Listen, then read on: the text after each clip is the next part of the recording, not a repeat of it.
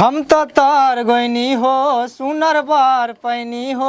अपना रजऊ के प्यार में संवर गईनी हो ए खुशी रहे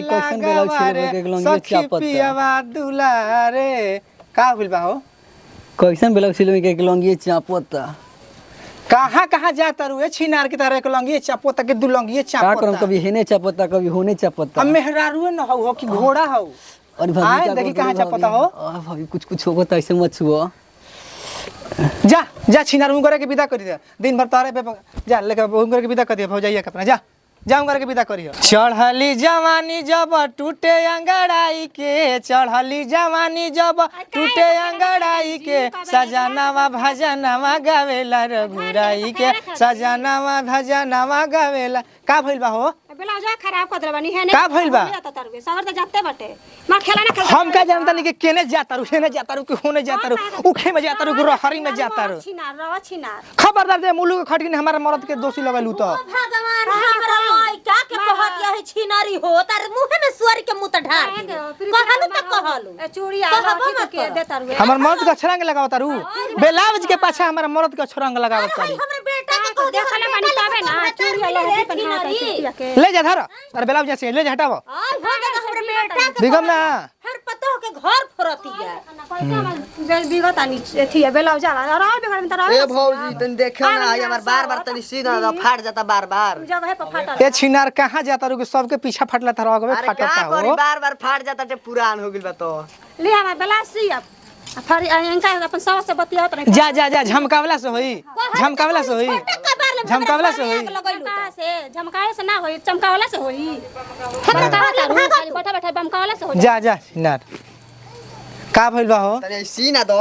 फाट जाता बार-बार यहां ए जगह पे ए पूजा न दाखिल बाड़ू एगो बात पूछी पूछो खिसियबू ना न ना ना काहे खिसियाई भौजी पूछा ताड़ी हमार हे गुरु तारा गोड़ तने महादेव जी हई सवतिया जवन आइल हिए न हई गोरा की छिनरी खिलाड़ी ई कहत न कि हमरा मर्द के सही में मर्द के फसौले बाड़ू हो अरे ना हो के कहता हो उहे कहत खेला करे झूठो के कह के जन हमर मन में का चलत अभी हमर विश्वास नहीं खे अर्चना सच कह अपन माई कसम खाना कि तू हमरा के हमर मर्द के रखले बाड़ू कि ना रखले बाड़ू माई कसम काहे खाती खाई हो फसैले बानी हम आई फसौले बाड़ू फसौले बाड़ू आई तो ए अम्मा जी अरे का हो गई हमर मर्द के फसा लेल बे अरे छिनारी है खाती का तू बियाह शादी नहीं कर रे करवावे खाती आ हमर बात चुप रह छिनारी हमर अरे छिनारी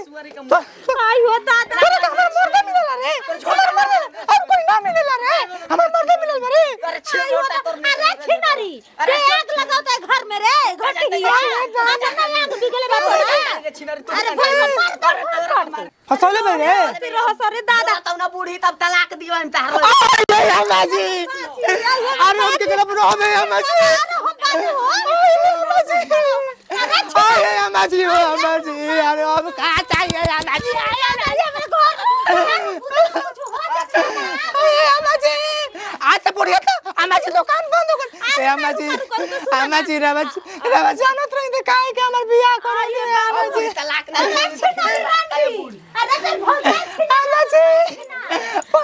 पहले से रवा अम्मा जी जानत रही दे काहे के हमर बियाह करली जानत रही के छिनारी आवत बसिर के मल हम लगा हमर लइका ले बस बने ले प्यार करी ना बूढ़ी अम्मा जी आज ओकर दुकान बंद अम्मा जी आज ओकर दुकान बंद कर के चल हम लोग घर जाई